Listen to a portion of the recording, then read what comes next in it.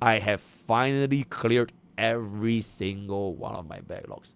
I actually think I cleared every single. I initially think of doing like a quadra 0 cycle with DHPD, but I feel like at this point, it's like there's so much content that I don't think is necessary anymore. And frankly speaking, like bro is a sustain, right? Like who the fuck are we kidding? Like he's a sustain. He's not meant for 0 cycles anyways. Now, before we do get into Daily Village and me reading chat, I just want to say, you know how DHPD is a sustain, right? He is a sustain for version 3. And the other sustain in version 3 is Hyacinth. Now, Hyacinth has been like the Gojo of Amphorius, right? She is inevitable. She is the honored one.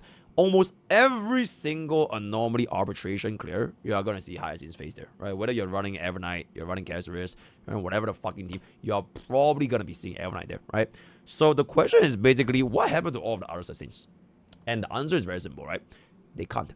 They simply cannot keep up with the amount of damage that Lycos was doing, right? They literally, every single one of Lycos' minions has Blade of the Ruin King, right? They dealt percentage max HP damage, true damage. You can't even armor that shit, bro. So like, no sustain that we have can provide the same degree of comfort the Hyacinth. I'm pretty sure you can still sustain, right? To be honest, right? You know, Aventurine, right? We did in fact do a Aventurine sustain, right? It was still possible, but none of them were anywhere near as comfortable as compared to Hyacinth. Doable, yes. Difficult, also yes. So the question is, how is DHPT in anomaly arbitration? And I think the answer is basically manage your expectations.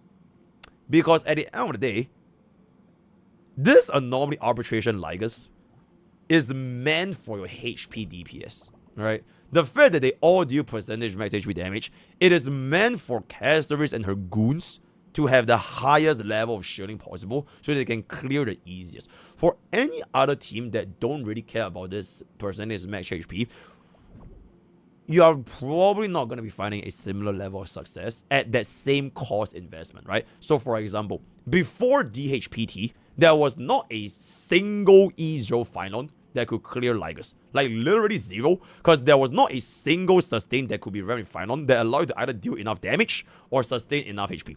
With the arrival of DHPT, I can confidently say E0 Phylon and clear Lygus. And I think that is a very, very, like, bro, that is a W DHPD, you know? That is a big W, because before that, it was literally impossible.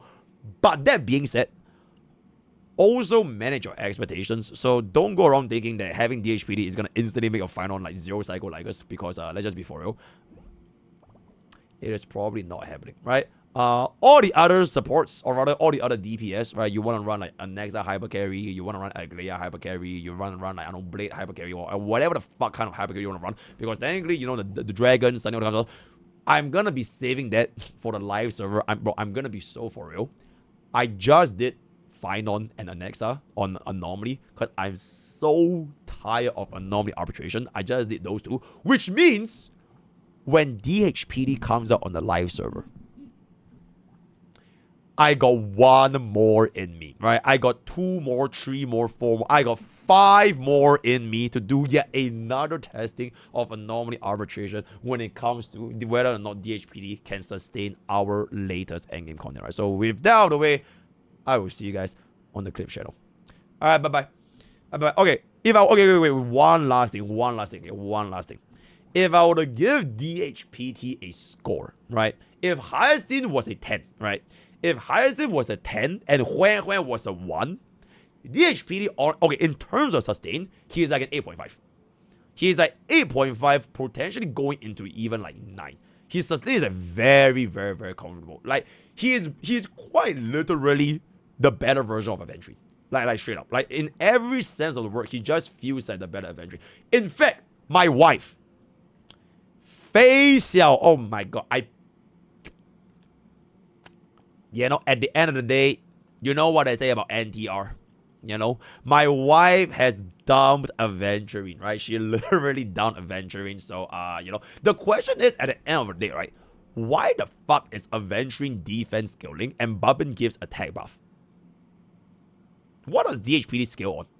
And there it is, right? Okay, we can get it for the clip channel. We can get it for the clip channel. Okay, chat. So with that, we are ready to go into Daily Village. Let me read chat a little bit. Yippee! He's a good sustained synergy. Just man. Yep. Okay. Very, very good though. Oh, his S1 is good, guys.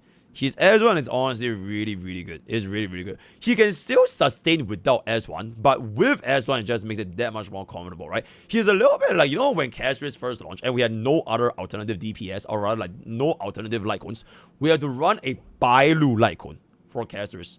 Yeah, so like for DHPD, I personally feel if you're not getting his S1, you can just run like any attack Lycone and like it will work. Because like, as long as he gets the base multipliers for attack, for his shield, it's gonna be fine. Ooh, DHPD is golden. Oh, right, bro. The fact that he is a free unit is legit like a hell down moment, man. Because like so many people in the HSR community, they have sustained issue, guys. What tier would DHPD be in pride with? Probably tier 0.5 on launch. Then eventually when they realize that people need sustain, they'll bump it up to tier 0. The thing is, right, DHPD, he's right before Cyrene. That's the thing, right? And when Cyrene comes out, you kind of have to ask yourself, okay, if she gets into, let's just say, a Finon team, are you gonna be taking out DHPT or are you gonna be taking out Cyrene? Because you're definitely not taking out Ceridra, right? You're definitely keeping Ceridra.